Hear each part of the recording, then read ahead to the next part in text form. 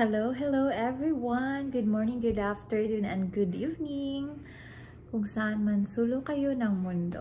Okay po, ako po si Inday Gracia. My real name is Divine Grace. At ngayon po, pag-uusapan natin kung ano yung mga dinala kong requirements on my US visa interview at saka kung ano yung mga hiningi ni Filipino Consul Initial Interview at saka ni Final Interviewer American Consul. So, ito po yung mga requirements na dinala ko, guys. For K1 requirements, 1 copy of 129F, K1 FTP, interview appointment confirmation, DS-160, brown envelope, select medical results. Yun po yung brown na dapat din nyo po yun binubuksan.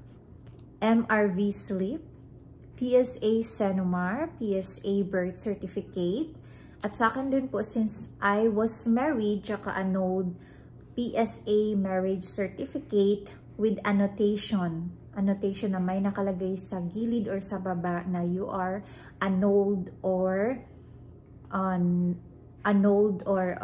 void, like that. Meron din akong NBI since I was also married with AKA. Passport, original and copy. Update, letter of intent to marry signed and addressed to US Embassy. Meron akong 4 pieces of 2x2 US visa photos. Proof of ongoing relationship.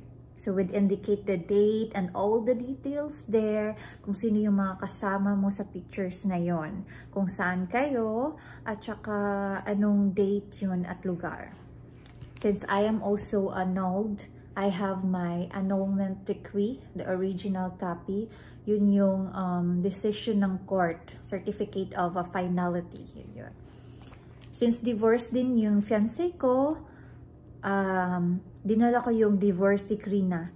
Dapat yung original or certified true copy. Kasi pag wala kayo nitong original, ito mismo yung usually na nare-refuse or na 221G kayo. Okay?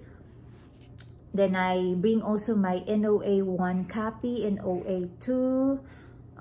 Dinala ko na rin yung W2 ni Mr. ni fiancé, husband ko na siya ngayon kasi I'm here already in the US.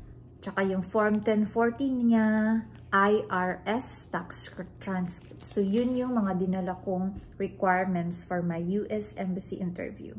Ngayon po, ito naman yung requirements na kinuha lang or chinek lang ni Consul, okay? For me, he checked my interview appointment confirmation, the brown envelope select medical results, my MRV slip since I paid online. So, no need na ako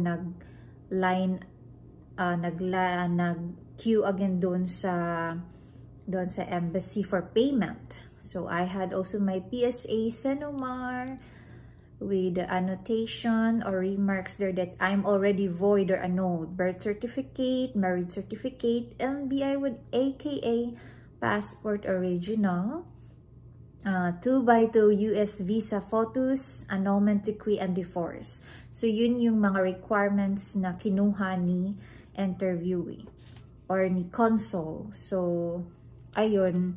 Nung pag-approve na sa akin, kinuha niya lahat yun, tapos binalik lang niya nung na-receive ko na yung yellow packet. Kasi yung yellow packet, yun yung dadalhin mo once andun ka na sa US, papakita mo dun sa immigration officer ng US, okay? Tapos yung CIO or immigration officer, yung yellow packet mo, ifo-forward nila dun sa USCIS dito sa